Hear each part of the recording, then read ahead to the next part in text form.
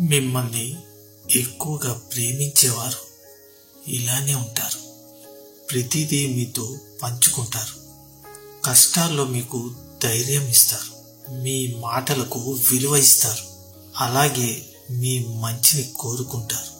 మీ జీవితం నుండి వారు ఎప్పటికీ వెళ్ళిపోరు.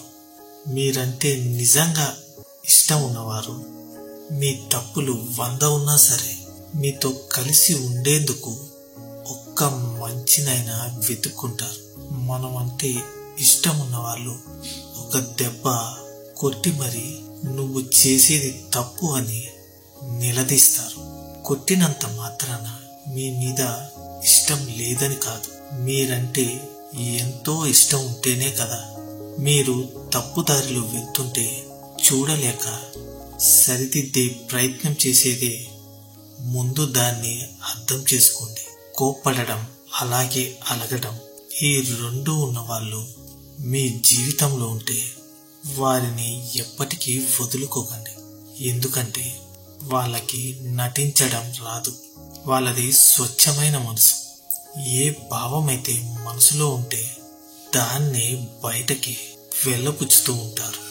అలా స్వచ్ఛంగా ఉండేవాళ్ళు చాలా అరుదుగా దొరుకుతారు. వదులుకోకండి. విలువ తెలుసుకోలేనివాడు దాన్ని ఎప్పటికీ సంపాదించలేడు. సంపాదించినా కూడా దాన్ని నిలబెట్టుకోలేడు. కష్టపడి సాధించుకున్నవాడు వృధా చేయలేడు. ఒకవేళ చేసినా కూడా దాన్ని తిరిగి సంపాదించుకోగలడు. అది స్నేహమైన, ప్రేమైన లేక డబ్బైనా. గుర్తుంచుకోండి. ఒక మధ్యతరగతి కుటుంబంలో పుట్టి అటు ఇటు కాని చదువులు చదివి కుటుంబ బాధ్యతల కోసం జీవితాన్ని పణంగా పెట్టే నచ్చని ఒక ఉద్యోగం చేస్తూ జీవితంలో ఏమీ సాధించలేకపోయామే అని బాధపడుతూ ఆ బాధను గుండెల్లోనే దాచుకొని పైకి మాత్రం నవ్వుతూ కనిపించేవారే నిజమైన నాయకులు, కథానాయకులు. గుర్తుంచుకోండి. మనం కష్టాల్లో ఉన్నప్పుడు మన కంట పడకూడదు అని తిరిగేవారు ఉంటారు. మనకి అదృష్టం వరించినప్పుడు మన కంట పడాలని తాపత్రయపడేవారు ఉంటారు. ఎప్పటికైనా మన అవసరం ఉండొచ్చని మనల్ని ఒక కంట కనిపెడుతూ ఉండేవారు ఉంటారు. నిజమైన స్నేహితులు మాత్రం మన కంట కన్నీరు రాకూడదని, మనం సంతోషంగా ఉండాలని మాత్రమే కోరుకుంటారు. అలాంటి వారిని వదులుకోకండి. జీవితంలో కష్టాలనేవి కన్నీళ్ళనే కాదు, నిజాలను కూడా బయటకు రప్పిస్తుంది. దాపరిక కాలం ముసుగులను తొలగిస్తుంది. అలాగే వాస్తవికాలను వెలుగు చూసేలా చేస్తుంది. కష్టం కూడా ఒక మంచి స్నేహితుడే. నీలో ధైర్యాన్ని, నీ యొక్క సామర్థ్యాన్ని నీకు తెలియజేస్తుంది. నీ యొక్క భవిష్యత్తుకు గమ్యాన్ని వెతికేలా కష్టం నీకు గుర్తు చేస్తుంది. చెట్టు నిండా పళ్ళున్న మాగిన పండు దగ్గర చిలుక వాలుతుంది. కుళ్ళిన పండు వైపు పురుగు పాకుతుంది. అలాగే మంచి చెడుల సమూహం నీ చుట్టూ ఉంది. ఎటువైపుకు అడుగులు వేయాలన్నది నీ యొక్క స్వభావంపైనే ఆధారపడి ఉంటుంది. గుర్తుంచుకోండి. బరువు లేని నీ కన్నీళ్లకు బలమైన కారణం ఉంటుందని నమ్మిన వాడే నీ స్నేహితుడు. ఆ కారణం నువ్వు చెప్పకుండానే నీ కన్నీళ్లను తుడిచి ఆ చోట చిరునవ్వును పూరించేవాడు నిజమైన ఆత్మీయుడు. గుర్తుంచుకోండి. 10 మందిలో ఉన్నప్పుడు పట్టింపులు మర్చిపో. నలుగురిలో ఉన్నప్పుడు నవ్వటం నేర్చుకో. అలాగే ఆనందాన్ని అయిన వాళ్ళందరితో పంచుకో. కష్టాల్లో ఉన్నప్పుడు కన్నీళ్లు ఓర్చుకో. నువ్వు చేసేది తప్పని తెలిస్తే అలవాటు మార్చుకో. గతం చేసిన గాయాలను మర్చిపో. ముందున్న గమ్యాన్ని చేరుకో. మనిషి జీవితం అంటేనే ఒక యుద్ధం అని తెలుసుకో.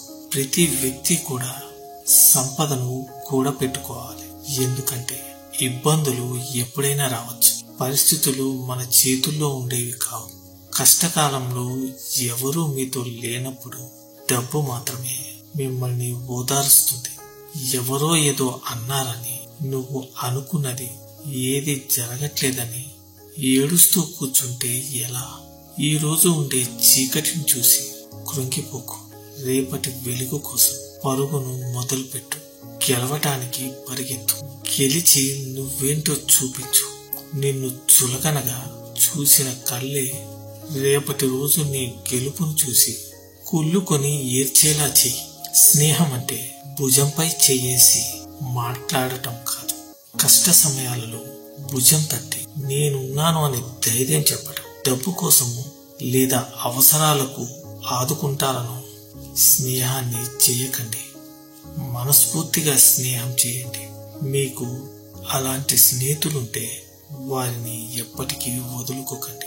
బంగారం ఎప్పుడూ కూడా కొత్తదే బాగుంటుంది. బియ్యం మాత్రం పాతగవుతున్న కొద్దీ బాగుంటాయి. కానీ ఆకలి తీర్చేది బంగారం కాదు, బియ్యంతో వండిన అన్నమే. కొత్త పరిచయాలు మొదట్లో బాగుంటాయి, కానీ పాత బంధాలే బలంగా ఉంటాయి. ఎప్పుడూ కూడా కష్టాలను అర్థం చేసుకునేవి, అలాగే తీర్చేవి కొత్త పరిచయాలు కావు. 25 ఏళ్ల స్నేహాలు పాతుకుపోయిన బంధాలు మాత్రమే. అందుకే కొత్త పరిచయాల కోసం మారిపోకు. అపురూపమైన బంధాలను ఎప్పటికీ వదులుకోకు. నిజాయితీతో గడిపే జీవితం ఆస్తులను, అంతస్తులను ఇవ్వచ్చు, ఇవ్వకపోవచ్చు, కానీ ఆత్మసంతృప్తిని మాత్రం తప్పకుండా ఇస్తుంది. అది విలువ కట్టలేనిది. నువ్వు గెలవాలి అంటే ఎప్పుడో ఒకప్పుడు ఓడాల్సిందే. వేట మొదలు పెట్టే ముందు సింహం కూడా 2 అడుగులు వెనక్కి వేస్తుంది. పంజా విసరాలంటే వెనక్కి అడుగు తప్పదు. గెలుపు కోసం ఎప్పుడో ఒకప్పుడు ఓటమి మాత్రం తప్పదు. ఓటమి నీదే, వేట నీదే, అంతిమంగా గెలుపు కూడా నీదే. కావాలని కష్టాలు సృష్టించేవారు అంతటా ఉంటారు. ప్రతి చోట నీ యొక్క తెలివి, అలాగే నీ ధైర్యం, ఇవి మాత్రమే నిన్ను కాపాడతాయి. మనం నిజంగా ప్రేమిస్తే ప్రపంచంలో ఎంతమంది ఉన్నా మనం ప్రేమించిన వారు మాత్రమే మనకు అందంగా కనిపిస్తారు. ఎందుకంటే వారే మన ప్రపంచం కాబట్టి. కాదంటారా? నిన్న చేసిన తప్పుల గురించి భయపడేవాడు నేడు పోరాడలేడు. నేడు పోరాడలేనివాడు రేపు గెలవలేడు. గెలవాలనుకుంటే భయాన్ని వదిలేయాలి. ఇక భయం పోవాలంటే పోరాడి తీరాల్సిందే. ఈ లోకంలో నటించే వాళ్ళు ప్రశాంతంగా ఉన్నారు. నటించడం రాక ప్రేమాభిమానాలు పెంచుకున్న వాళ్ళు పిచ్చివాళ్ళుగా మారుతున్నారు. ఇక ఇదే సమాజంలో జరుగుతున్న నగ్న సత్యం. అవసరాలన్నీ తీరిపోయాక చేసిన మంచిని మర్చిపోయి కీడు తలపెట్టాలని చూస్తే కాలం అనేది ఎప్పటికీ కూడా సహించదు. ధర్మం ఊరుకోదు. జీవితాంతం మర్చిపోలేని గుణపాఠం తప్పకుండా నేర్పిస్తుంది. గుర్తుంచుకోండి, ఉప్పును కూరల్లో వేస్తే రుచిని ఇస్తుంది కదా అని పాలల్లో వేసావు అంటే అవి పనికి రాకుండా పోతాయి. పదార్థాన్ని బట్టి, అలాగే పనిని బట్టి ప్రాముఖ్యత అనేది ఉంటుంది. కనుక నువ్వు ఎంత గొప్పవాడివైనా నీ అవసరం లేని దగ్గర మౌనంగా ఉన్నప్పుడే నీ విలువ అనేది పెరుగుతుంది. ఎప్పుడూ కూడా ఇతరులు జాలి పడేలా బ్రతకూడదు, అసూయపడేలా బ్రతకాలి. గుర్తుంచుకో, మాట అనేది నిచ్చెన లాంటిది.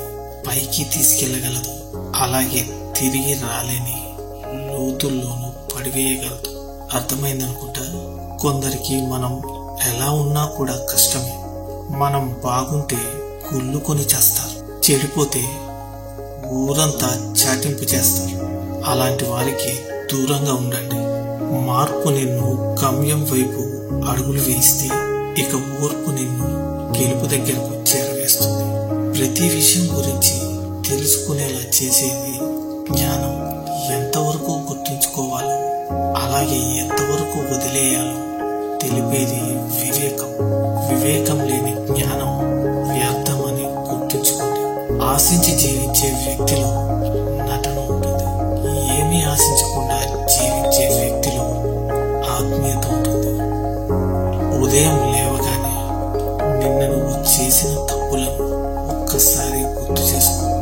మళ్ళీ ఆ తప్పులు ఎప్పటికీ పునరావృతం కావు. కోపం అనేది మన నీడ లాంటిది. నీడతో పోరాడి ఎవరూ గెలవలేరు. తన గురించి బాధపడమని ఏ గతం కూడా చెప్పదు. అలాగే తన గురించి భయపడమని ఏ భవిష్యత్తు అడగదు.